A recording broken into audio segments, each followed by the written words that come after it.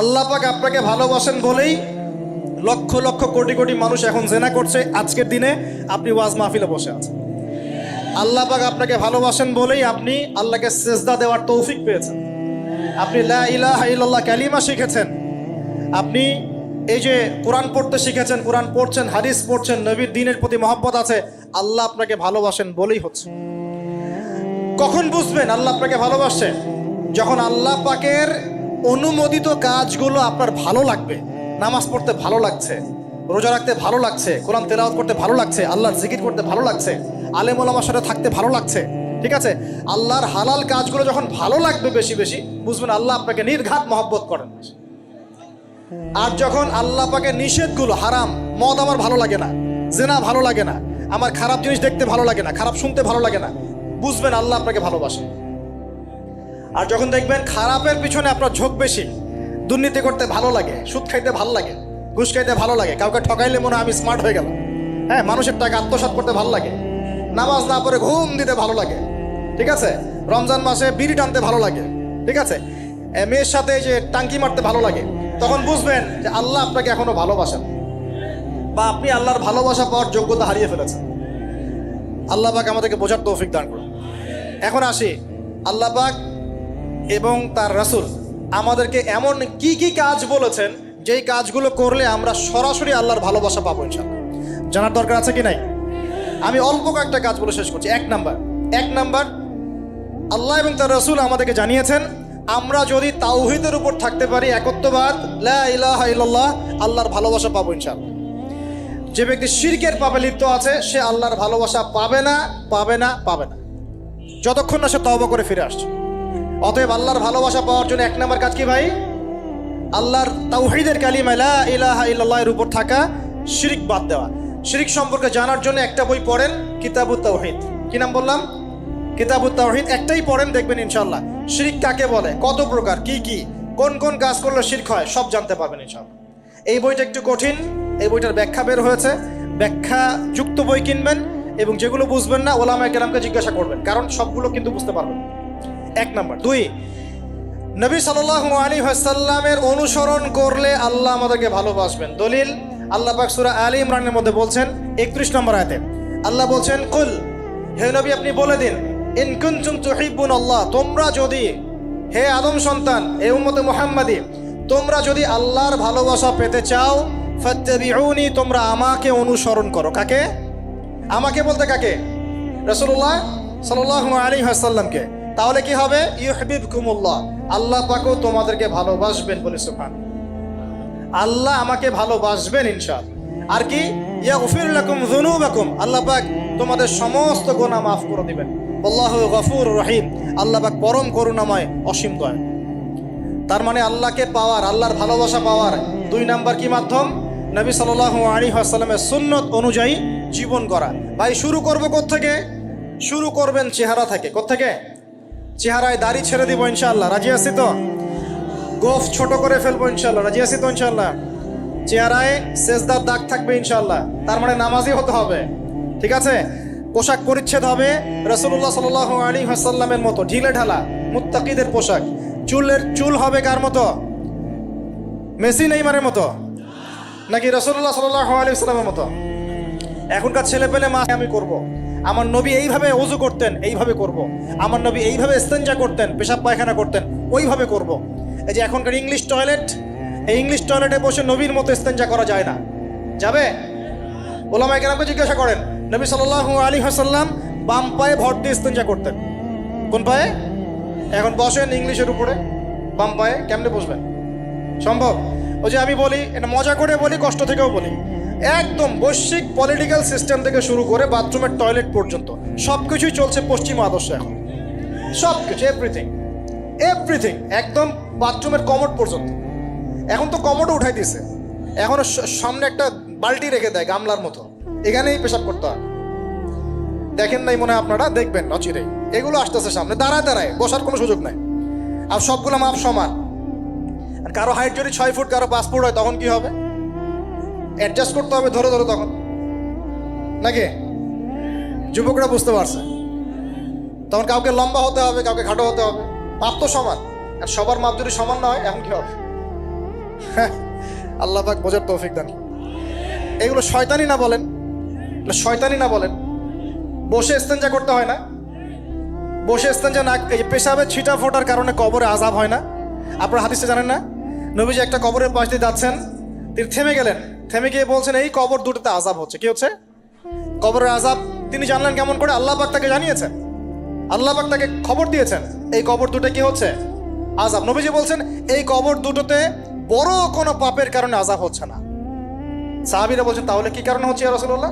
তিনি বলছেন একজন পেশাব পায়খানা করে, পেশাব করে, স্পেশালি পেশাব করে এই ছিটা ফোটা থেকে সে সতর্ক থাকতো না। পেশাব করে ওই যে বলেন আমাদের ছেলেরা, প্যান্ট খারাপ ভাই, নামাজে যেতে পারবো না, নামাজে ডাকলে বলে ভাই প্যান্ট নষ্ট।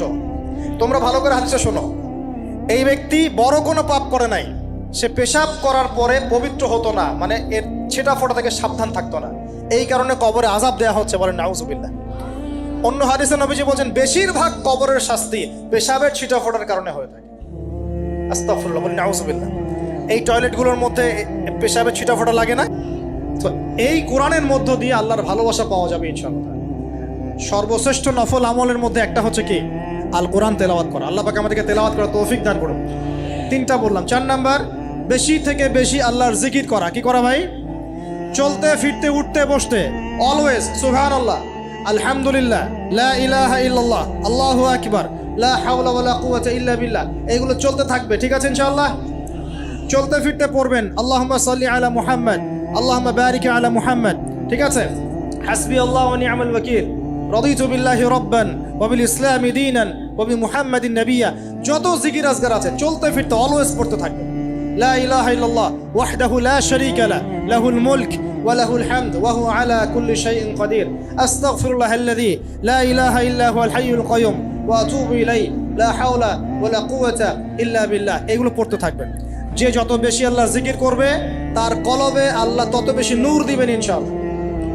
আর যার কলবে যত বেশি নূর সে তত বেশি আল্লাহর ভালোবাসা মহব্বত পাবে ইনশাআল্লাহ। কয়টা বলছি ভাই? 4টা। 1 নাম্বার কি ছিল? তাওহীদ। 2 নাম্বার নবীর সুন্নত। 3 নাম্বার বলেন কোরআন তেলাওয়াত করা। 4 নাম্বার বেশি বেশি আল্লাহর জিকির করা। 5 নাম্বার স্পেশালি 5 নাম্বার বেশি বেশি আল্লাহর কাছে তওবা করা। কি করা? যে আল্লাহর কাছে তওবা করে আল্লাহ তাকে মহব্বত করেন। আলহামদুলিল্লাহ, যে আল্লাহর কাছে তওবা করে আল্লাহ তাকে মহব্বত করেন। আমাদের নবীজি প্রত্যেক দিন 70 থেকে 100 বার আল্লাহর কাছে তওবা করতেন। বলেন সুবহানাল্লাহ। পারা যাবে তো ইনশাআল্লাহ? 6 নাম্বারটা হচ্ছে বেশি বেশি নামাজ আদায় করা। কি করা? আল্লাহকে পাওয়ার জন্য শ্রেষ্ঠ মাধ্যম হচ্ছে সেজদা করা। কি করা? আর সেজদা করা হয় সবচেয়ে শ্রেষ্ঠভাবে নামাজের মধ্য দিয়ে। কিসের মধ্য দিয়ে? ওয়াদা করতে পারি তো ইনশাআল্লাহ 5 ওয়াক্ত নামাজ পড়বো রেগুলার। আচ্ছা, এই দুনিয়াতে যত কিছু আছে, এই দুনিয়ার আকাশ বাতাস, নদী নালা, পানি, অক্সিজেন সবকিছু কার জন্য সৃষ্টি করা হয়েছে? গরু ছাগলদের জন্য, মানুষের জন্য। মূল দায়িত্ব কার? মূল অধিকার কার? মানুষের নয় কি? তাহলে এই পুরো বিষয়গুলো কি আল্লাহ পাকের ভালোবাসার বহিঃপ্রকাশ নয়? হ্যাঁ। আচ্ছা, এবার আসেন, আল্লাহ পাক আদম আলাইহিস সালামকে সৃষ্টি করে সমস্ত নাম শিক্ষা দিয়েছেন। এই যে নাম শিখানো মানে জ্ঞান শিখানো, এই জ্ঞান শিখানোটা কি আল্লাহর দয়া ভালোবাসা নিদর্শন নয়? একটু ধরায় দিচ্ছি আপনাদেরকে। এবার সামনে আসেন, আল্লাহ পাক ফেরেশতাদের সামনে তাকে উপস্থাপন করলেন, করে বললেন সব ফেরেশতা তোমরা যারা আছো সেজদা করো আদমকে।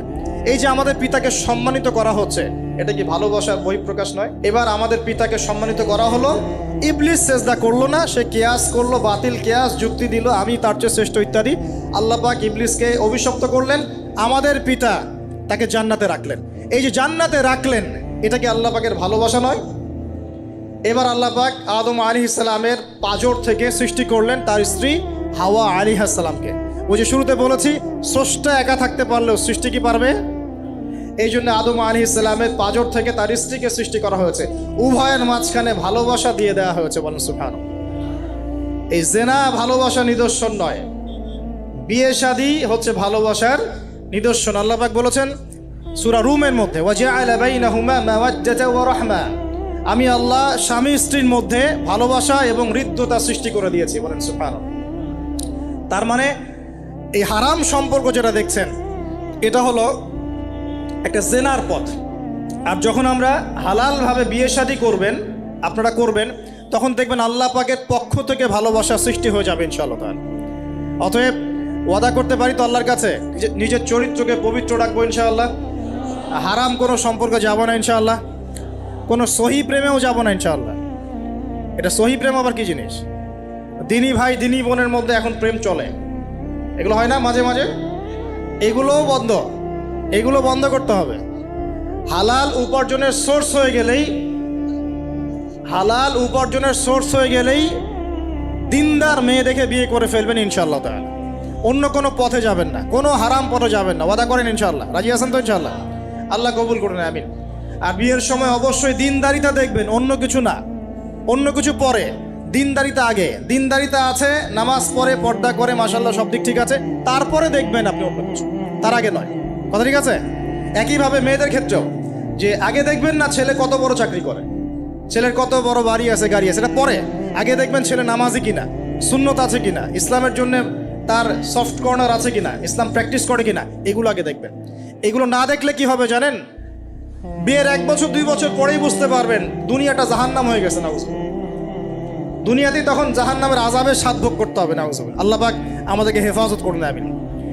তো এই যে আল্লাহ পাক আদম আলাইহিস সালামের পাঁজর থেকে সৃষ্টি করলেন কাকে, এবং ভালোবাসা দিয়ে দিলেন উভয়ের মাঝখানে, এটা কি আল্লাহ পাকের দয়া নয়? আল্লাহ পাক ভালোবাসেন না? এবার দেখেন, গাছের কাছে যেতে নিষেধ করলেন, আমি কিন্তু শর্ট করে বলছি, গাছের কাছে যেতে নিষেধ করলেন, তোমরা জান্নাতে থাকো, খাও, যা ইচ্ছা করো, কিন্তু ওয়ালা তাকরাবা হাদিহি শাজারা, এই গাছের কাছেও যাবে না। একটা পরীক্ষা, জাস্ট একটা পরীক্ষা। এখানে কিন্তু বলা হচ্ছে গাছের কাছেও যাবে না, বলা হচ্ছে না যে গাছের ফল খাবে না। ঠিক যেমন আল্লাহ বলেছেন তোমরা জেনার কাছেও যাবে না, আল্লাহ পাক কিন্তু বলেন নাই জেনা করবে না, আল্লাহ পাক বলেছেন তোমরা জেনার কাছেও যাবে না। তো এখান থেকে আমরা এই হুকুমটার কঠোরতা বুঝতে পারি। তো প্রিয় ভাইরা, এখানে আমাদের পিতামাতা শয়তানের প্রলোভনে পড়ে গেলেন। কেন পড়লেন? শয়তান ওয়াসওয়াসা দিল যে আমি কি তোমাদেরকে এমন গাছের কথা বলে দিব যে গাছের কাছে গেলে বা যার ফল খেলে তোমরা চিরস্থায়ী জীবন পাবে এবং তোমরা ফেরেশতা হয়ে যাবে, এরকম কথা বলল, এবং তোমরা কোনোদিন মরবে না। হাল আদুল্লুকা আলা শাজারাতিল খুলদি ওয়া মুলকিন লা ইয়াবলা, এই দুটো ওয়াসওয়াসা, চিরস্থায়িত্বের ওয়াসওয়াসা এবং অমরত্বের ওয়াসওয়াসা দিয়ে আমাদের পিতামাতাকে নিয়ে গেল। এখন আমাদের পিতামাতা কি ফল খেয়েছিলেন কি খান নাই? আচ্ছা, এখন আল্লাহ পাকের দৃষ্টিতে অন্যায় হয়েছে কিনা? এরপরে আমাদের পিতামাতা কি করলেন? বললেন রব্বানা যালামনা আনফুসানা ওয়া ইল্লাম তাগফির লানা ওয়া তারহামনা লানাকুনান্না মিনাল খাসিরিন। এই যে দোয়াটা তারা করলেন, এই দোয়াটা করার পরে আল্লাহ পাক কি তাদেরকে মাফ করে দিয়েছেন কি দেন নাই? বলেন, কথা বলেন। আল্লাহ পাক মাফ করে দিয়েছেন কি দেন নাই? এই যে অন্যায় করার পরেও আল্লাহ যে ক্ষমা করে দেন, মানে গুনাহ করার পরেও যে আদম সন্তানকে আল্লাহ পাক মাফ করে দেন, এটা কি আল্লাহ পাকের রহমত, দয়া কি নয়? আচ্ছা, এটা আল্লাহ পাকের নিদর্শন ছিল ভালোবাসার। এরপর আল্লাহ পাক দুনিয়াতে পাঠিয়ে দিলেন, কারণ এটা পরীক্ষা, দুনিয়াটা পরীক্ষার জায়গা, পরীক্ষা দিচ্ছি আমরা এখানে।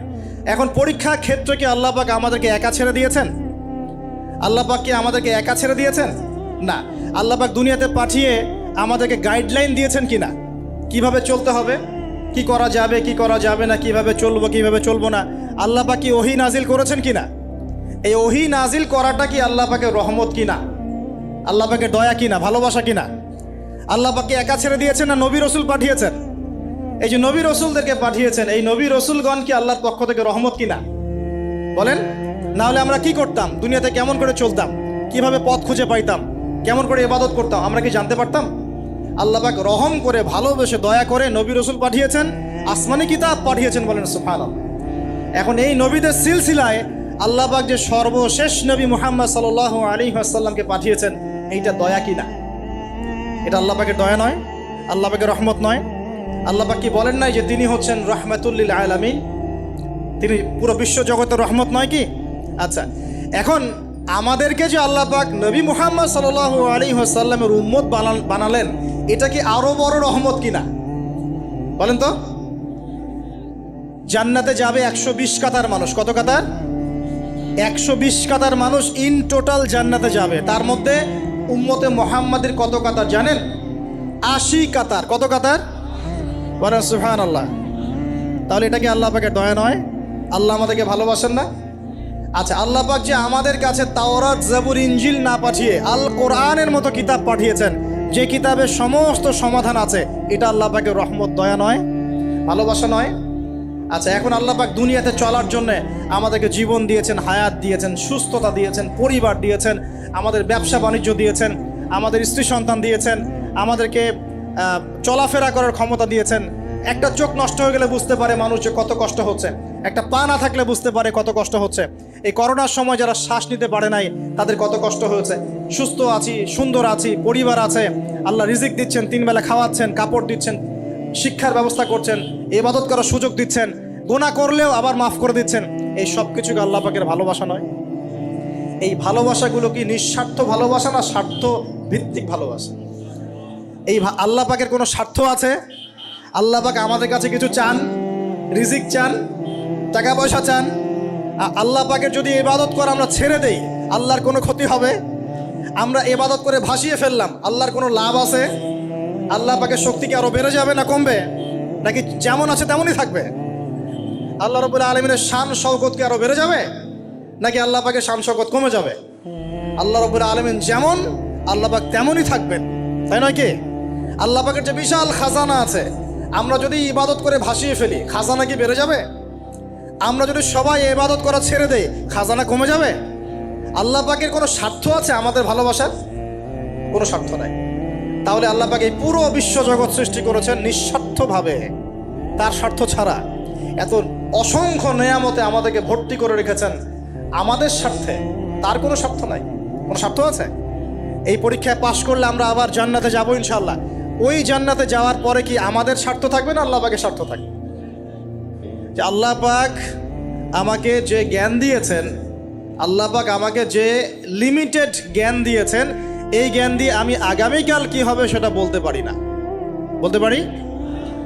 যে মানুষের জ্ঞান এতই ক্ষুদ্র যে আগামীকাল তার সাথে কি হবে সে বলতে পারে না, সেই মানুষের পক্ষে কি এই অদৃশ্যের জগৎ সম্পর্কে এত গভীর জ্ঞান লাভ করা সম্ভব?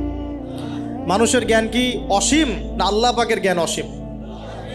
এখন সেই অসীম সত্তার পক্ষ থেকে যখন কোনো ওহী আসে, কোনো তথ্য সংবাদ আসে, তাহলে আমি কি সেই জ্ঞানকে পেনিট্রেট করতে পারবো? বরং আমার উচিত হবে সেই তথ্যকে বিশ্বাস করা এবং তার সামনে আত্মসমর্পণ করা। তাহলে আমি ধর্মান্ধ হয়ে সবচেয়ে স্মার্ট মানুষ হয়েছি। যারা আল্লাহ পাকের ওহীতে বিশ্বাস করে সে হচ্ছে সবচেয়ে স্মার্ট মানুষ।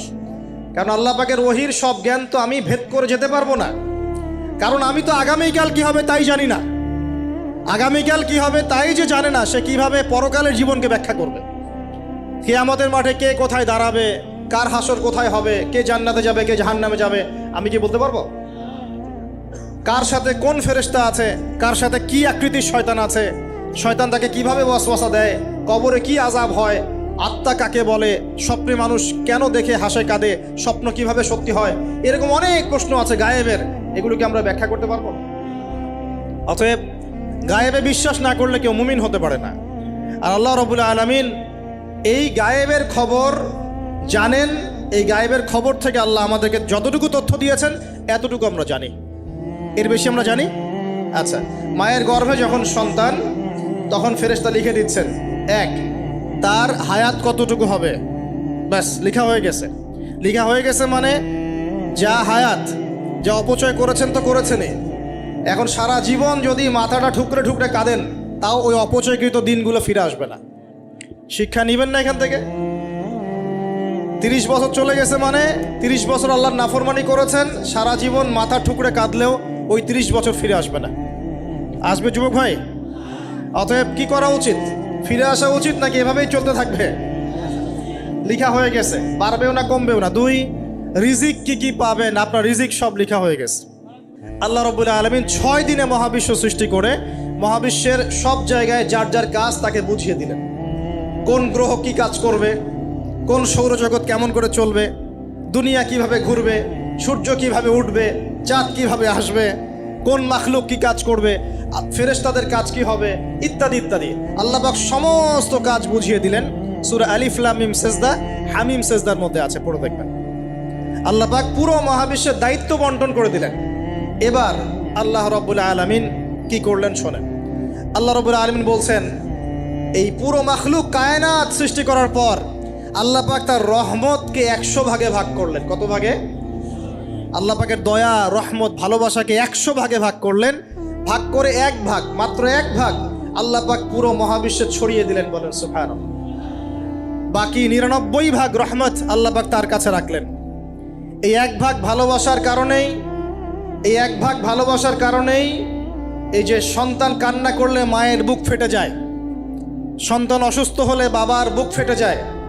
যেই বাবা সহজে চোখের পানি কাউকে দেখায় না, সেই বাবা জায়নামাজে দাঁড়িয়ে চোখের পানি ছাড়তে থাকে। এই 1 ভাগ রহমতের কারণে আমরা দেখি যে রাস্তার কুকুর পর্যন্ত তার বাচ্চাকে চাটে, আদর করে, মহব্বত করে। এই 1 ভাগ রহমতের কারণে আমরা আমাদের স্ত্রীদেরকে মহব্বত করি, স্ত্রীকে সুখে রাখার জন্য জীবনটা পর্যন্ত বিলিয়ে দেয়। সকাল থেকে রাত পর্যন্ত কোনো কোনো ক্ষেত্রে হারাম পথে যেতেও দ্বিধা করি না, স্ত্রী সন্তান সুখে থাক এই আশায়, তাই না ভাই? এই 1 ভাগ রহমতের কারণে গাভী দেখবেন, গাভী তার বাচ্চাকে প্রসবের পর চাটে, গাটা চেটে পরিষ্কার করে দেয়। এই 1 ভাগ রহমতে পুরো কায়নাত টিকে আছে। আর নবী সাল্লাল্লাহু আলাইহি ওয়াসাল্লাম বলছেন বাকি 99% রহমত আল্লাহ পাক তার কাছে রেখেছেন। এই রহমত এবং ভালোবাসা দিয়ে আল্লাহ পাক কিয়ামতের মাঠে মানুষকে মাফ করবে ইনশাআল্লাহ। তার মানে বলেন আল্লাহু আকবার। তার মানে আমরা আশা করতে পারি ইনশাআল্লাহু তাআলা আমরা আল্লাহর জান্নাত পাবো ইনশাআল্লাহ। পাবো কি না? শুধু একটা কাজ যদি উম্মত করতে পারে জান্নাত পাবে। বলে দিব কোনটা? অনেক কাজই আছে কিন্তু স্পেশাল একটা কাজ, একটা। আল্লাহ রাব্বুল আলামিন মেরাজের রাতে তার নবীকে উঠিয়ে নিয়েছিলেন, উঠিয়ে নিয়ে কাছে নিয়ে আসছেন, একদম কাছে। আর যে আরশের কাছাকাছি, নবী সাল্লাল্লাহু আলাইহি ওয়াসাল্লাম বলছেন ওই সময় তার উপর 3টা স্পেশাল ওহী করা হয়েছে। কয়টা? 3টা। একটা হচ্ছে 50 ওয়াক্ত নামাজ। কত ওয়াক্ত? এটা কমতে কমতে কমতে কত ওয়াক্ত হয়েছে? 5। 5কেও কমানোর জন্য কোন নবী বলছিলেন? মুসা আলাইহিস সালাম বলছেন 5ও পারবে না, কমাই নিয়ে আসেন। 5ও যে পারবে না, মুসা আলাইহিস সালাম কেমন করে জানলেন? তার উম্মত 2 ওয়াক্ত নামাজ ফরজ। কয় ওয়াক্ত নামাজ ফরজ ছিল? ওই 2 ওয়াক্ত তার আদায় করতে পারে নাই। এই অভিজ্ঞতা থেকে তিনি বলেছেন যে আপনার উম্মত 5 ওয়াক্ত পারবে না। সত্যি না মিথ্যা কথাটা? আসলেই কি উম্মত 5 ওয়াক্ত নামাজ পড়তে পারছে? আচ্ছা, যাই হোক, আল্লাহ পাক আমাদেরকে পড়ার তৌফিক দান করুন। দ্বিতীয় ওহী হচ্ছে সূরা বাকারার শেষের 3টা আয়াত। কয় আয়াত? সূরা বাকারার শেষের 3 আয়াত ওহী করেছেন কে? আল্লাহ রাব্বুল আলামিন। কোনো ব্যক্তি যদি রাতের বেলা সূরা বাকারার শেষের 3টা আয়াত পড়ে সারা রাত ইবাদত করার নেকি পাবে ইনশাআল্লাহ। আর 3 নাম্বারটা হচ্ছে স্পেশাল, সেটা হচ্ছে আল্লাহ পাক বলেছেন, হে মুহাম্মদ সাল্লাল্লাহু আলাইহি ওয়াসাল্লাম, বলেন সাল্লাল্লাহু আলাইহি ওয়াসাল্লাম, তোমার উম্মতের কোনো ব্যক্তি যদি আসমান জমিনের সমান গুনাহ নিয়ে আমার সামনে দাঁড়ায়, আসমান জমিন সমান গুনাহ নিয়ে আমার সামনে দাঁড়ায়, কিন্তু আমার সাথে শিরকের পাপ নাই, আমার সাথে কোনো শিরকের পাপ করে নাই, ইনশাআল্লাহ আমি আল্লাহ তার সামনে আসমান জমিন সমান ক্ষমা নিয়ে হাজির হব ইনশাআল্লাহ। তার মানে আমরা যদি ইনশাআল্লাহ তাআলা শিরকের পাপ থেকে দূরে থাকতে পারি, ইনশাআল্লাহ আশা করা যায় আমরা আল্লাহর সন্তুষ্টি পাবো ইনশাআল্লাহ। এরপর আল্লাহ রাব্বুল আলামিন কি করলেন? আল্লাহ রাব্বুল আলামিন পুরো মহাবিশ্ব সৃষ্টি করে সব দায়িত্ব ভাগ করে দিলেন। ভাগ করে দেওয়ার পরে আল্লাহ পাক জান্নাত জাহান্নাম সৃষ্টি করেছেন কিনা? আচ্ছা, জান্নাত এবং জাহান্নাম কার কার জন্য সৃষ্টি করেছেন বলেন? জিন আর মানুষ। আচ্ছা, এখন জান্নাতের চেয়ে কি শান্তির কোনো জায়গা আছে? আচ্ছা, এই জান্নাত কার জন্য সৃষ্টি করেছেন? জিন আর মানুষ। আচ্ছা, তাহলে আল্লাহ পাক মানব জাতিকে ভালোবাসেন কিনা? ভালোবাসেন কিনা? আপনি যখন কাউকে ভালোবাসবেন তাকে সবচেয়ে সুন্দর গিফট দিতে চাইবেন কিনা? তার জন্য সবচেয়ে ভালোটা কিনতে চাইবেন কিনা? আল্লাহ পাক জান্নাত তৈরি করেছেন কাদের জন্যে? আমাদের জন্য। তার মানে আল্লাহ পাক আমাদেরকে ভালোবাসেন কিনা? অবশ্যই বাসেন। খেয়াল করে দেখেন, আত্মীয়তার সম্পর্ক আপনি বজায় রাখবেন। মনে রাখবেন, আমি বারবার একটা কথা বলেছি আপনাদের ওয়াজ মাহফিলে, যে পৃথিবীতে যে কাজই করবেন আল্লাহর সন্তুষ্টির জন্য করবেন। আত্মীয়তার সম্পর্ক বজায় রাখবেন আল্লাহর সন্তুষ্টির জন্যে, তাদের কাছে কিছু পাওয়ার আশায় না। যখনই আপনি কারো কাছে কিছু পাওয়ার আশা করবেন আপনি কষ্ট পাবেন।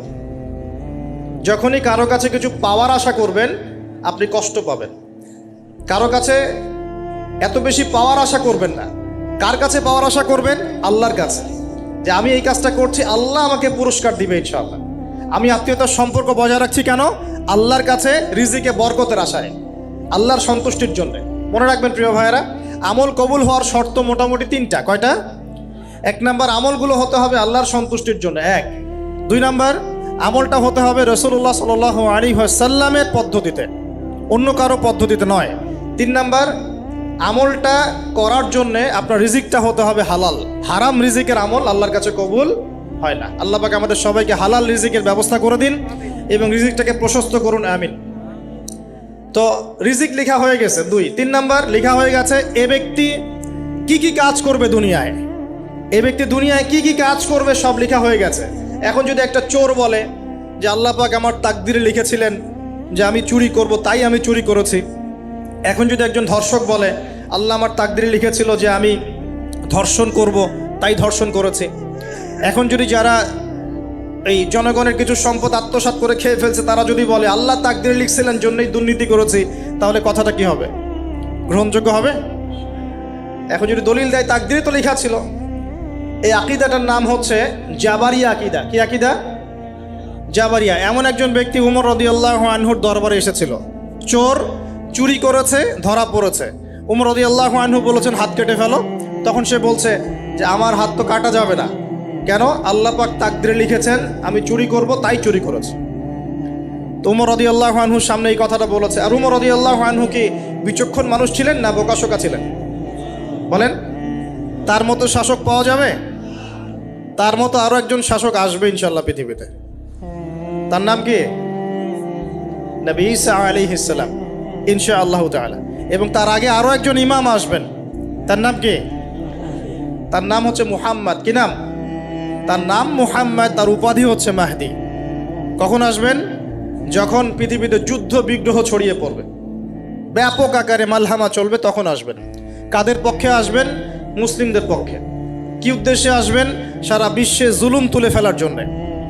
এবং আরেকটা কি উদ্দেশ্য? ওই জেরুজালেম উদ্ধার করার জন্য। কোন জেরুজালেম? যেটা এখন ইহুদিরা দখল করে আছে। চারপাশে আরবরা, মাঝখানে ও কেমন করে দখল করে আছে? আরবদেরকে হাতের মুঠোয় নিয়ে নিয়েছে। এই কারণে মুনাফিকদের উপর টিকে আছে সে, এবং তার পশ্চিমা মিত্রদের উপর টিকে আছে। ঈসা আলাইহিস সালাম কেন আসবেন? এই জায়গাটা পুনরুদ্ধার করার জন্য। ঈসা আলাইহিস সালাম কি পরাজিত হবেন না বিজয়ী হবেন? কত বছর বিশ্ব শাসন করবেন? 40 বছর। এগুলো হবে বিশ্বে, এগুলো হওয়া এখনো বাকি আছে। আরও কি হবে? মুসলিমরা কনস্ট্যান্টিনোপল আবার জয় করবে।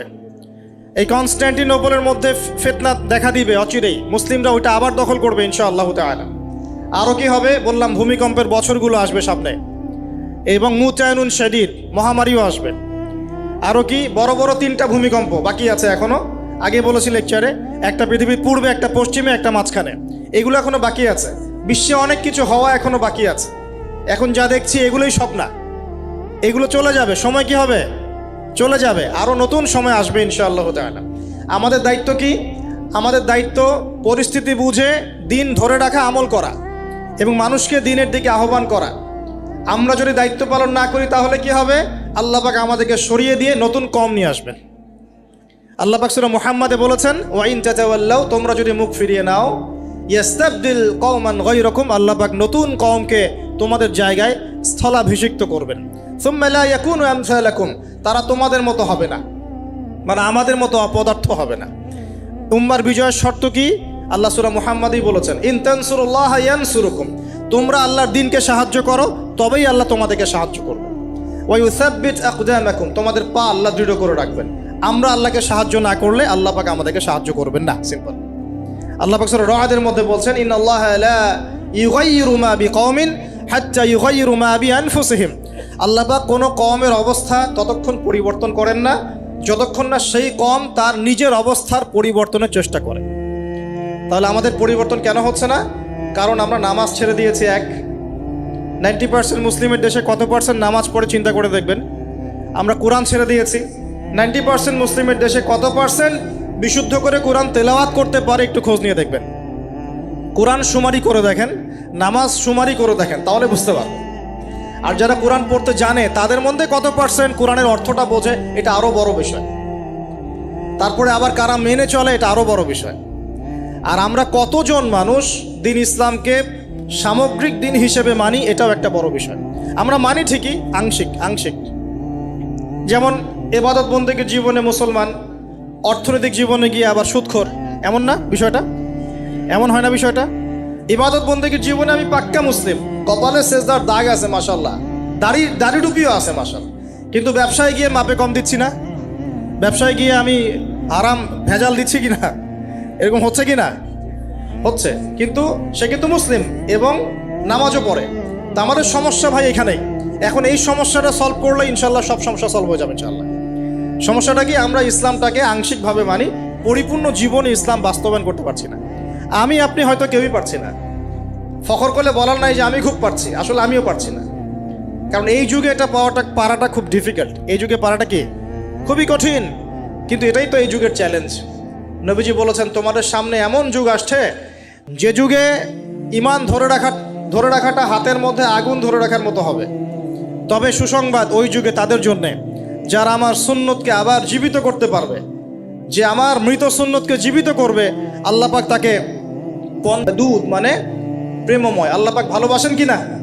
তাহলে এই পুরো মহাবিশ্ব সৃষ্টি করে আল্লাহ পাক কি মহাবিশ্বের মধ্যে ভালোবাসা ছড়িয়ে দেন নাই? কি হতে পারবে? আর এই দুর্বলতার কারণ কি জানো? পর্নোগ্রাফি। পর্নোগ্রাফির মধ্য দিয়ে গোপন পাপ, তাই না ভাই? এই যুগে এইসব পাপ থেকে বেঁচে থাকা খুবই ডিফিকাল্ট। কিন্তু বিশ্বাস করেন, এই কথাটা শোনেন, যদি কোনো ব্যক্তি যুবক, স্পেশালি যুবক যার যৌবনের তাড়না আছে, এই যুবক যদি পবিত্র জীবন যাপন করতে পারে, আল্লাহ পাক ওই যুবককে দেখে অবাক হয়ে যান। এবং কেউ যদি প্রকাশ্য গোপন জেনা থেকে বেঁচে থাকতে পারে, সাক্ষাৎ মৃত্যুর হাত থেকে আল্লাহ তাকে বাঁচাতে পারে। জীবনে যত পাপ করেছেন এই পাপগুলোর কাছে খাতায় লিখবেন যে আমি এই পাপ জীবনে করেছি। মনে করেন নিজের সাথে অনেস্ট হবেন, আয়নার সামনে দাঁড়াবেন, চোখ বন্ধ করে রাত্রেবেলা শুয়ে চিন্তা করবেন যে আমার তো বয়স হয়ে গেল 30, 40, 50, সারা জীবনে কি বড় বড় পাপগুলো করেছে। চিন্তা করে দেখবেন আপনি খুঁজে পাবেন। আমি দোয়া করি যে আপনি খুঁজে না পান, কিন্তু পাবেন ইনশাআল্লাহ। আপনি বহু নামাজ আপনি পড়েন নাই, কাজা করেছেন, বহু রোজা আপনি রাখেন নাই, যাকাত ফরজ হয়েছে সেই কবে আপনি দেন নাই, হ্যাঁ হজ ফরজ হয়ে গেছে কবে করছেন না, করেন নাই, বোনের সম্পত্তি দেন নাই, প্রতিবেশীর সম্পত্তি মেরে খেয়েছেন।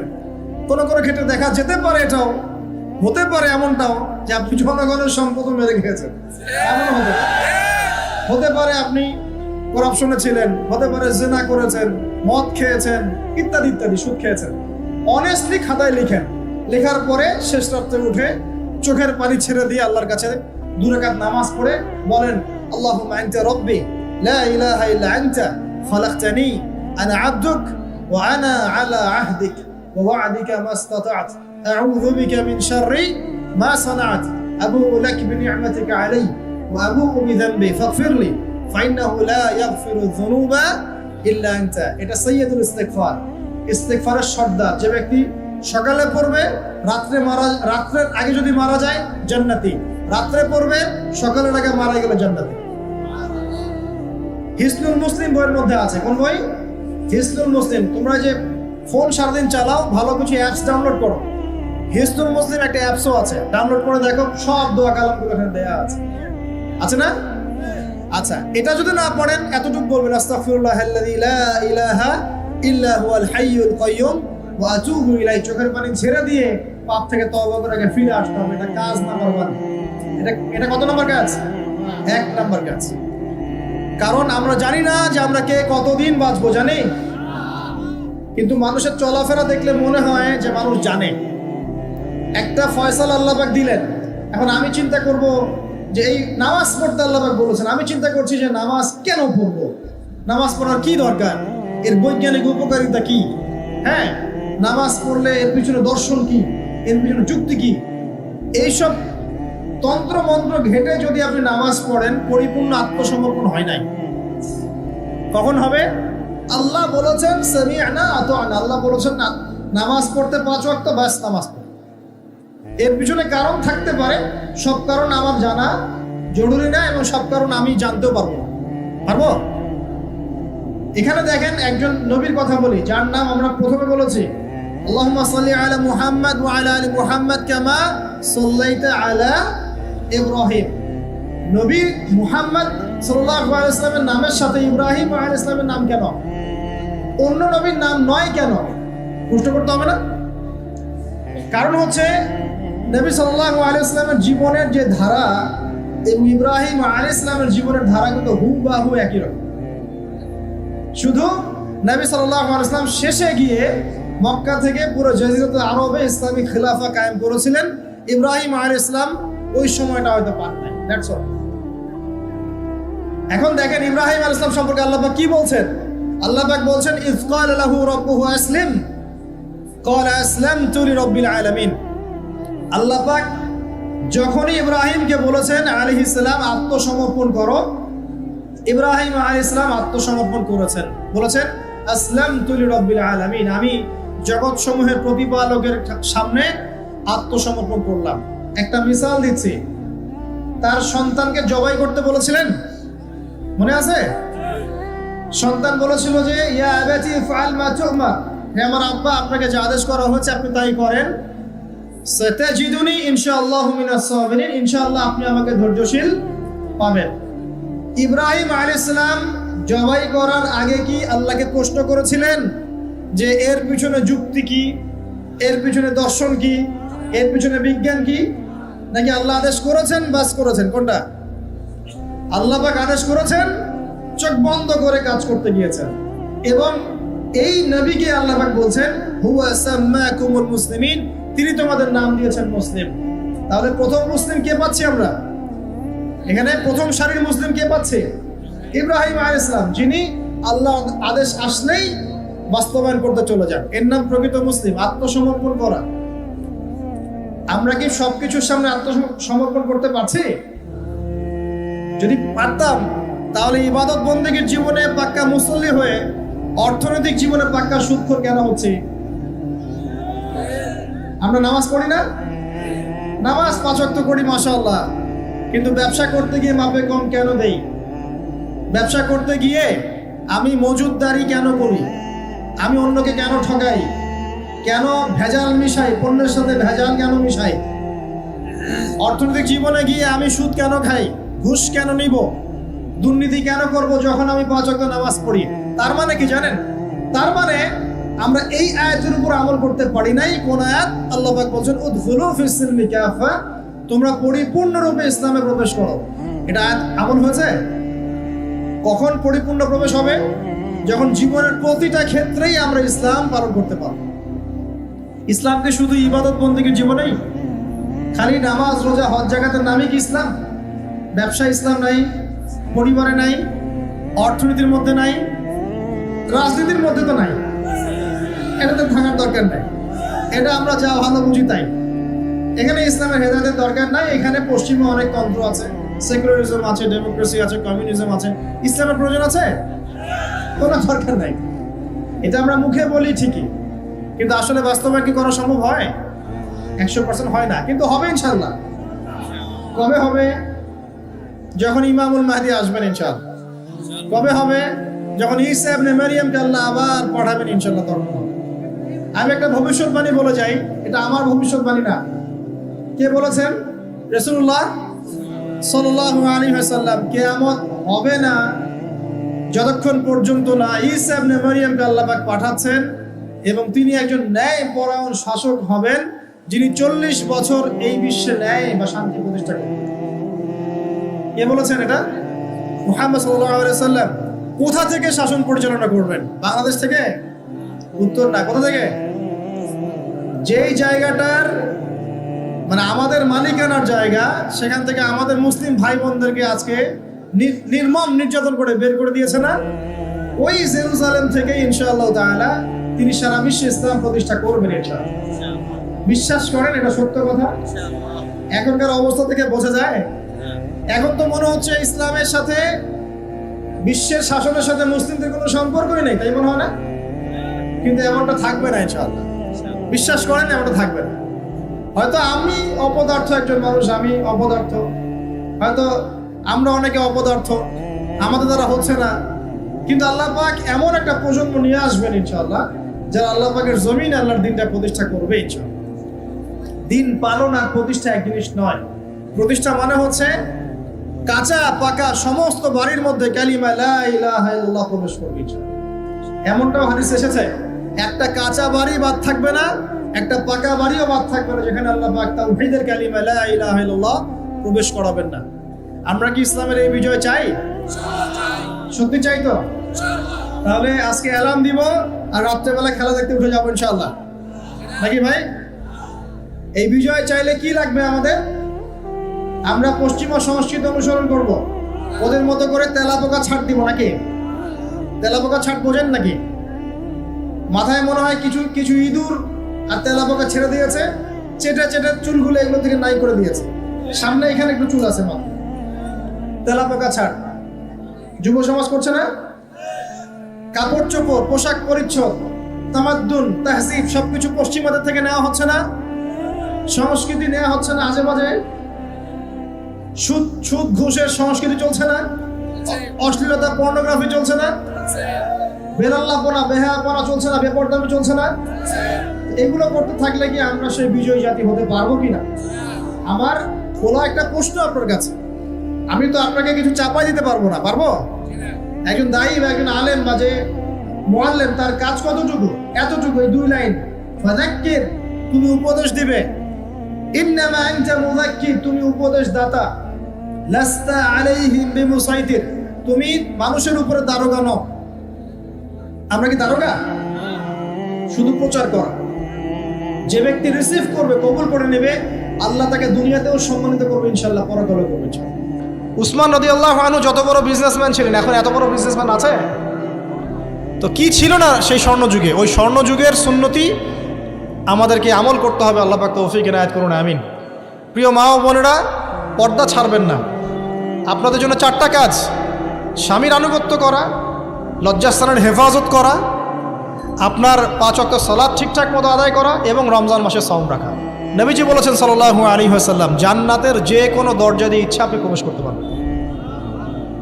আপনার জন্য সহজ।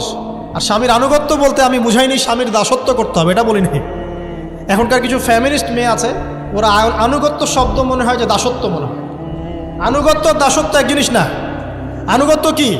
স্বামী কোরআন সুন্নাহর অনুকূলে কোনো কথা বলেছে, আপনি মানবেন। স্বামী বলছে পর্দা করো, তোমাকে ভালোবেসে বলছি তুমি পর্দা করো, তুমি আমার অনেক প্রিয় একজন মানুষ, তুমি বেপর্দায় বাইরে যাবা, লোকজন দেখবে, কেমন হয়? ঠিক আছে, তোমাকে তো আমিই বিয়ে করেছি, তুমি আমার মানুষ, তোমাকে দেখবে কেন? ঠিক আছে, তো এখন স্বামী ভালো কথা বলেছে, আপনি শুনলেন, এটা আনুগত্য। আর ওই স্বামী যদি বলে আসো তো আমার কলিগরা এসেছে, ওকে খাবার সার্ভ করতে হবে, আসো খাবারটা পরিবেশন করো, এখন আপনি বেপর্দা হয়ে আপনার স্বামীর কলিগের সামনে খাবার পরিবেশন করতে শুরু করলেন, এটা কি আনুগত্য করতে হবে? এটা তখন আপনি আনুগত্য করবেন না। সিম্পল, কোরআন সুন্নাহর অনুগত কাজে আপনি স্বামীর আনুগত্য করবেন, বিপরীতে গেলে আপনি করবেন না। স্বামীর আনুগত্য মানে স্বামীর দাসত্ব নয়। আর এই হাদিসটা আপনি কেন ভুলে যান যে আল্লাহ রাসূল সাল্লাল্লাহু আলাইহি ওয়াসাল্লাম বলেছেন, আল্লাহ ছাড়া যদি কাউকে সেজদা করা যেত, সম্মান বুঝাচ্ছেন, আল্লাহ ছাড়া যদি কাউকে সেজদা করা জায়েজ হতো, আমি মেয়েদেরকে বলতাম যেন স্বামীকে সেজদা করে। কেন? কারণ আপনাকে রেসপন্সিবিলিটি, আপনার খাবার, আপনার ফুড, আপনার শেল্টার, আপনার মানে পুরো দায় দায়িত্ব নিজের হাড় ভাঙা পরিশ্রম দিয়ে, জীবনের ঝুঁকি নিয়ে স্বামী আপনার জন্য করে। সে আপনার সম্মান পাওয়ার যোগ্য তো? সে কি আপনার সম্মান পাওয়ার যোগ্য নয়? আপনি যদি সম্মানের হক আদায় না করতে পারেন তাহলে আপনি অকৃতজ্ঞ। আর অকৃতজ্ঞ মেয়ে কখনো জান্নাতে যাবে? একটা হাদিসে আছে, বেশিরভাগ মেয়ে জাহান্নামের যাওয়ার অন্যতম কারণ হচ্ছে তারা স্বামীর সাথে কুফুরি করে। কি করে? মানে সারা জীবন স্বামী ভালোবেসে যায়, ভরণ পোষণ দিয়ে যায়, সব চাহিদা পূরণ করে যায়, একদিন দেখবেন কথা কাটাকাটি হয়েছে, ওই দিন বলে বসবে যে তোমার কাছে আমি কিচ্ছু পাই নাই সারাদিন। এই যে কুফুরি, এই কারণে তারা জাহান্নামে যেতে পারে বেশি। আল্লাহ হেফাজত করুন। আমি আরেকটা কারণ হচ্ছে যে বেপর্দা। আপনাকে 4টা মূলনীতি ফলো করতে হবে। 1, এমন কোনো পোশাক পরবেন না যে পোশাকটা আটো সাটো, যেটা পরলে আপনার গায়ের কাঠামো বোঝা যায়। এটা বোরখা হলেও পরা যাবে না। আমি কি বুঝাতে পারছি? ডিজিটাল বোরখা দেখেন নাই? দেখছেন? মাশাআল্লাহ। আর কারা কারা দেখছেন? এদিকে চোখ বেশি যায় না? আচ্ছা, এমনি দেখা যায়, চোখ দিতে হয় না, এমনি দেখা যায়। ডিজিটাল বোরখা চলবে না, ডিজিটাল বোরখা চলবে না। আমার মত, এটা আমি মত দিচ্ছি, আমি আল্লাহর রাস্তায় সময় দিয়েছি অনেক দিন, এবং এখানে যে পর্দাটা শেখানো হয় এরকম পর্দা আমি অন্য কোথাও দেখিনি। এত চমৎকার পর্দা শেখানো হয়। কারা কারা সময় লাগিয়েছেন? 3 দিন 7 দিন সময় দিয়েছেন কারা কারা? বেশিরভাগই দেন নাই, সমস্যা নাই। দিতে হবে, আমি বাধ্যতামূলক বলিনি আপনাকে। বলেছি এখানে পর্দা শেখানো হয়, চমৎকার পর্দা শেখানো হয়, যে এখানে চোখটা পর্যন্ত তাদের ঢেকে রাখার তালিম দেওয়া হয়। যাই হোক, যেখানেই শেখেন অ্যাটলিস্ট পর্দাটা শিখলেই হলো। এমন পোশাক হবে না যেই পোশাকটা আটো যেটা পরে আপনার গায়ের কাঠামো বোঝা যায়। 2 নম্বরে এমন পোশাক পরা যাবে না যেই পোশাকটা পরলে বাহির থেকে ভিতরের অঙ্গ দেখা যায়। দেখেছেন? দেখেন নাই? দেখছেন হুজুর? আচ্ছা, আপনারা তো সব দেখেন দেখি। তারপরে 3 নাম্বার, এমন পোশাক পরা যাবে না যেটা অমুসলিমদের সাথে সাদৃশ্য আছে। কথা বুঝতে পারছেন? অমুসলিমদের ধর্মীয় বিষয়ের সাথে সাদৃশ্য আছে এমন পোশাক মুসলিম মেয়েদের পরা যাবে না। এর মানে এই নয় যে অন্য ধর্মকে আপনি আক্রমণ করবেন, এটাও নয়। যে যার ধর্ম তাদের স্বাধীনতা মতো পালন করবে। মুসলিমরা বাধা দিবে না। মুসলিমরা দাওয়াত দিতে পারে। কি করতে পারে? দাওয়াত দিতে পারে যে ভাই, যে লা ইলাহা ইল্লাল্লাহর কনসেপ্ট আপনাকে বুঝাচ্ছি, আল্লাহ ছাড়া কোনো মাবুদ নাই, মুহাম্মদ সাল্লাল্লাহু আলাইহি ওয়াসাল্লাম সর্বশেষ রাসূল, এই কোরআন পড়ুন, হাদিস পড়ুন, দেখুন এটাই হচ্ছে মানবতার মুক্তির সনদ। এরপর যদি সে ইসলাম কবুল করে আলহামদুলিল্লাহ, যদি না করে এর হিসাব কে দিবে? সে নিজে দিবে। এর হিসাব কি আমাকে দেওয়া লাগবে? দেওয়া লাগবে না। তো অমুসলিমদের সাথে সাদৃশ্য আছে এমন পোশাক চলবে না। আর 4 হচ্ছে, পুরুষরা মেয়েদের পোশাক পরতে পারবে না, মেয়েরা পুরুষদের পোশাক পরতে পারবে না। জি, আপনাদেরকেই বলছি, আপনারা জিন্স পরতে পারবেন না, মেয়েদেরকে বলছি, এবং টি শার্ট পরতে পারবেন না। আপনারা ওই যে যা ইচ্ছা তাই ড্রেস পরে বলবেন যে 1000 বছরের সভ্যতা সংস্কৃতি, এসব বাজে কথা চলবে না এখানে। এটা 1000 বছরে কোনোদিনও আমাদের দাদা নানিরা এগুলা কখনো পরে নাই। পরছে?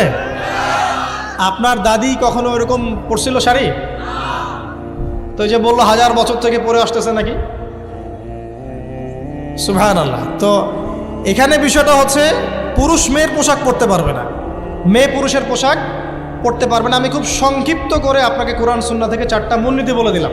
এই 4টা মূলনীতি কোরআনেও আছে, হাদিসেও আছে।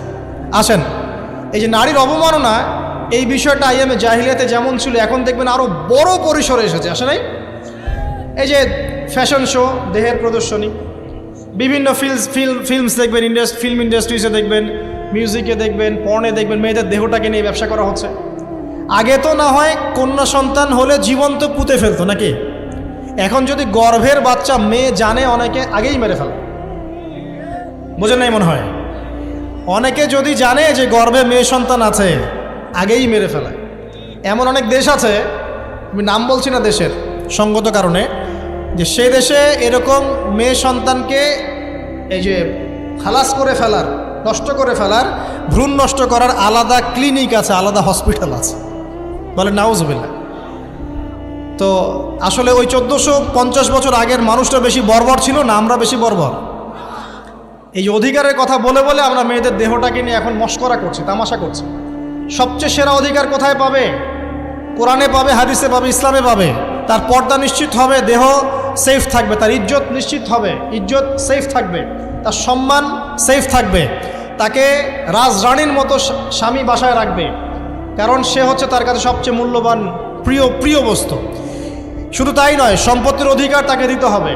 একজন মেয়ে তার ভাইয়ের সম্পত্তি পাবে, তার বাবার সম্পত্তি পাবে, তার স্বামীর সম্পত্তি পাবে, সব দিক থেকে সে সম্পত্তি পাবে। আর একজন ছেলে কিন্তু সব দিক থেকে সম্পত্তি পাবে না। এই বিষয়গুলো যখন এক শ্রেণীর মানুষ বোঝে না, তখন ইসলামের বিরুদ্ধে অহেতুক প্রপাগান্ডা চালানো শুরু করে। সবচেয়ে সেরা সম্মান রক্ষার উদাহরণ দেয়া হয়েছে ইসলামে, কোরআনে এবং হাদিসে। এই কথাটা আপনাদের মা বোনদেরকে বোঝাবেন, তবে নম্রতার সাথে বোঝাবেন, কারণ উচ্চবাচ্য করলে তারা কথা শুনবে না। আর আল্লাহ রাসূল সাল্লাল্লাহু আলাইহি ওয়াসাল্লাম বলেছেন, কিছুটা বাঁকা হাড় দিয়ে তাদেরকে তৈরি করা হয়েছে। যদি আপনি শক্ত করে চাপ দিতে যান তাহলে ভেঙে যাবে, আর যদি আপনি ওই অবস্থায় ছেড়ে দেন তাহলে বাঁকাই থেকে যাবে। এখানে আপনাকে হিকমা অবলম্বন করতে হবে। আল্লাহ পাক তৌফিক দান করুন। একটা বিষয় বলছিলাম, ওই যে শিরকের পাপ এখন গ্লোবালাইজেশন হয়েছে না, ওই সুদের পাপ এখন গ্লোবালাইজেশন হয়েছে না। গ্লোবালাইজেশন বোঝেন? মানে বিশ্বায়ন, পুরো বিশ্বে ছড়িয়ে পড়েছে না। আরেকটা হচ্ছে এই যে মেয়েদের অবমাননা, এটা সারা বিশ্বে ছড়িয়ে পড়ে নাই? আচ্ছা, আর দুটা বলবো, এরপর বলে আমি শেষের দিকে যাচ্ছি। আসা, একটা হচ্ছে মাদক। আইয়ামে জাহিলিয়াতের অন্যতম সেরা পাপ ছিল কি? মাদক। ওই যে বলছেন জাহিলি যুগ, কেন বলছেন জাহিলি যুগ? বিকজ ওইখানে মাদক খেত মানুষ বেশি। এখন বলেন, ওখানে না হয় মক্কায় মাদক খেত মানুষ, এখন সারা বিশ্বে মাদক ছড়িয়ে পড়ে নাই? বেশি না কম? এখন এই যে নতুন নতুন মাদক আসছে, ইয়াবা, আরও নাকি কি কি আসছে নতুন নতুন, আমরা নামও জানি না। এই যে গাঁজার নাম জানি, ফেন্সিডিলের নাম জানি, আর কি কি আছে? হিরোইন বলেন, আর দু একটা, আফিম, আর কি আছে? হ্যাঁ, রেন্ডি, সুবহানাল্লাহ, এই নামও কখনো শুনি নাই আমি। আচ্ছা শোনেন শোনেন, বিষয়টা হচ্ছে, দেখুন এই বিষয়টা কি হালাল না হারাম? আচ্ছা, এটাকে যদি আমরা হালাল করে নেই তাহলে কি হবে? কুফরি হবে না শিরক হবে? শিরক কুফর দুটোই হচ্ছে। কিন্তু এখন মক্কার কিছু মানুষ মাদক খেয়েছে বুঝলাম, আল্লাহ রাব্বুল আলামিন ধাপে ধাপে এখান থেকে বের করেছেন। প্রথমে বলেছেন মদ খেয়ে নামাজের ধার কাছে যেও না, হ্যাঁ। তারপরে বলেছেন এই যে মাদকে কিছুটা উপকার আছে কিন্তু বেশি ক্ষতি। তারপর বলেছেন খেয়ে নামাজের কাছে যেও না। তারপর ধাপে ধাপে শেষের দিকে এসে আল্লাহ পাক বলেছেন যে এটাকে ছেড়ে দাও। সূরা মাইদায় পড়ে দেখেন, এটা শয়তানের কাজ। তখন সাহাবায়ে কেরাম রাদিয়াল্লাহু আনহুম পুরোপুরি মাদক থেকে নিজেদেরকে মুক্ত করলেন। এরপরে কি কখনো তারা মাদক ছুঁয়েও দেখেছেন? বরং মাদক দ্রব্য সেবন করলে 40টা লাঠি বেত্রাঘাত করতে হয়, ইসলামিক শাস্তি। কয়টা লাঠি? আর উমর রাদিয়াল্লাহু আনহুর সময়ে 40 লাঠিকে বাড়িয়ে 80 লাঠি করা হয়েছে। কত লাঠি? 80 লাঠি। কিন্তু আরও একটা পাপের শাস্তি আছে, বলবো? অপবাদ, এখন যেটা বেশি দেওয়া হয়, অপবাদ, মিথ্যা অপবাদ, সতী সাদী নারীর উপরে মিথ্যা অপবাদ, এর শাস্তি হচ্ছে 80 লাঠি। আবার 100 লাঠির শাস্তি আছে, 100 লাঠি। এটা কিসের জানেন? জিনা, জিনা। এই যে যারা করছেন, এর শাস্তি হচ্ছে 100 লাঠি। তাও জনসমক্ষে দিতে হবে, গোপনে না। আর 1 বছরের জন্য এলাকা ছাড়া করতে হবে। রজম একটা শাস্তি আছে, রজম। এটা কি? রজম মানে পাথর নিক্ষেপ করে হত্যা। এটা তো বর্বর, তাই না? অমানবিক, মধ্যযুগীয়। এসব কথা শুনছেন না? শোনেন, কিছু কিছু বিষয় আছে যে বিষয়গুলো করার পরে এই পৃথিবীতে মানুষ বেঁচে থাকার অধিকারটা হারিয়ে ফেলে।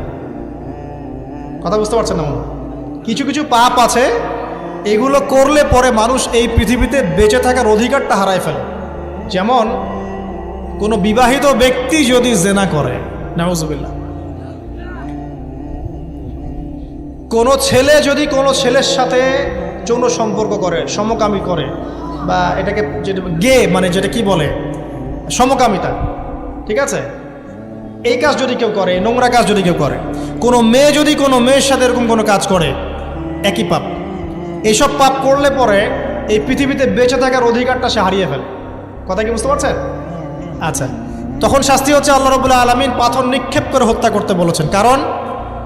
কারণ হচ্ছে সে এত গর্হিত একটা কাজ করেছে যেটা এই শাস্তি পাওয়ার সম্পূর্ণ যোগ্য। এবং কওমে লূত নামে যে কওম ছিল, ওই কওমটাকে আসমানে উঠিয়ে আল্লাহ পাক পাথর বর্ষণ করে এভাবেই শেষ করে দিয়েছে। জর্ডান একটা দেশ আছে না, জর্ডান, জর্ডানের পাশে ডেড সি নামে একটা জায়গা আছে, ডেড সি, মৃত সাগর। ওইখানে সাদুম নামে একটা গোত্র থাকতো। কোন গোত্র? সাদুম। ওই সাদুম গোত্র এরকম সমকামী ছিল। আল্লাহ রাব্বুল আলামিন লূত আলাইহিস সালামকে পাঠিয়েছিলেন, তারা হেদায়েতের বাণী শোনে নাই। আল্লাহ পাক ওদেরকে আসমানে উঠিয়ে পাথর নিক্ষেপ করে উল্টা দিকে দাফন করে দিয়েছে। তো কিছু কিছু পাপ আল্লাহ পাক সহ্য করেন না, আল্লাহ পাকের আরশ কেঁপে ওঠে। এই পাপগুলো সেরকম পাপ। কথা বুঝতে পারছেন? তো এই যে জিনা, পর্নোগ্রাফি, ব্যভিচার, পরকে, এগুলোর মধ্য দিয়ে আমরা নারীর অবমাননা করছি না? এবং ধর্মের মাধ্যমেও মাঝে মাঝে করছি, যখন আমরা ধর্মের নামে মেয়েদের অধিকার দিচ্ছি না। অনেকেই সম্পত্তির অধিকার দিচ্ছেন না, অনেকেই শিক্ষিত করছেন না, অনেকেই আরও যৌতুক নিচ্ছেন না, যৌতুক নিচ্ছেন না অনেকেই। যে বিয়ের সময় যৌতুক নেয়, এটা তো মেয়ের উপর, মেয়ের পিতার উপর টর্চার করা, সম্পূর্ণ হারাম, সম্পূর্ণ হারাম। তারপরে দেখবেন, রিপোর্টগুলো পড়ে দেখবেন যে এই বছর 2000 কত, এটা 22, এই 22-এই গভর্নমেন্ট রিপোর্ট অনুযায়ী নিবন্ধিত প্রায় 1339টা ধর্ষণের মামলা হয়েছে। তো এটা এখন অ্যাভেলেবল, যে কোনো সব জায়গায় ধর্ষণ হচ্ছে, এখন অ্যাভেলেবল। মানুষ এটাকে স্বাভাবিক মনে করছে, এখন নর্মাল, নর্মাল ধর্ষণ হতেই পারে, মানুষ এখন এমন মনে করছে। প্রত্যেক দিন পেপার খুলবেন, দেখবেন রেপের খবর, প্রত্যেক দিন খবর শুনবেন ধর্ষণের খবর। আর সব খবর তো আসে না, আসে হয়তো 10%, 20%, 30%, বেশিরভাগই আসে না। এলাকায় মোড়ে মোড়ে দেখবেন, গ্রামে গঞ্জে শহরে বন্দরে খালি ইফটিজিং দেখবেন, খালি ইফটিজিং। মেয়েদেরকে যৌন হয়রানি করা হচ্ছে বাসে, অটোতে, টেম্পুতে, সব জায়গায়। বাসের মধ্যে মেয়েকে রেপ করে ফেলা হচ্ছে। একটা বাচ্চা মেয়ে যে বোঝেও না যে সেক্সুয়াল বিষয়গুলো কি জিনিস, ওকেও রেপ করা হচ্ছে। এই যে মহামারী, আপনি তো বুঝতে পারছেন না যে আমরা কোন সমাজে আছি। এই সমাজে আপনার মেয়ে তো সেফ না, আমার মেয়ে তো সেফ না। আমার মেয়ে, আপনার মেয়ে ভবিষ্যৎ কি হবে, এর ভবিষ্যতের নিশ্চয়তা কে দিবে? আপনার মেয়ের ইজ্জতের ভবিষ্যতের নিশ্চয়তা কে দিবে? এই নিশ্চয়তা দেওয়ার মতো মানুষ কোথায়, নেতা কোথায়? কারো ঘরের স্ত্রী, কারো ঘরের বোন, কারো ঘরের মেয়ে এখন সেফ না। যে কোনো দিন, যে কোনো জায়গায়, যে কোনো দুর্ঘটনা হতে পারে। বাসে, ট্রাকে, ট্রেনে, অটোতে, সব জায়গায় হতে পারে। আর এগুলোকে আমরা প্রমোট করছি, এখন নগ্নতাকে প্রমোট করছি, পর্নকে প্রমোট করছি। এই নগ্নতা, পর্ন, এসব দিয়ে মানুষের মাথাটাকে পুরো জানোয়ার বানিয়ে ফেলা হয়েছে। পর্ন দেখাতে দেখাতে ছেলেদের মাথাটাকে জানোয়ার, পশু বানিয়ে ফেলা হয়েছে। এরা এখন বোঝে না যে মেয়ে কি জিনিস, মা কি জিনিস, বোন কি জিনিস, তাও বোঝে না। ভাই বোনের সাথে জেনা করেছে, চাচাতো বোন চাচাতো ভাইয়ের সাথে জেনা করছে, চাচাতো ভাই ফুফাতো বোনের সাথে জেনা করছে। রংপুরের খবর শুনলাম যে মায়ের সাথে ছেলেও জেনা করেছে। নাউজুবিল্লাহ। এগুলো কেন হচ্ছে? এই মহামারী কেন হচ্ছে? কি সমাধান দিবে? সমাধান ইসলামে ছিল, আমরা নেই নাই।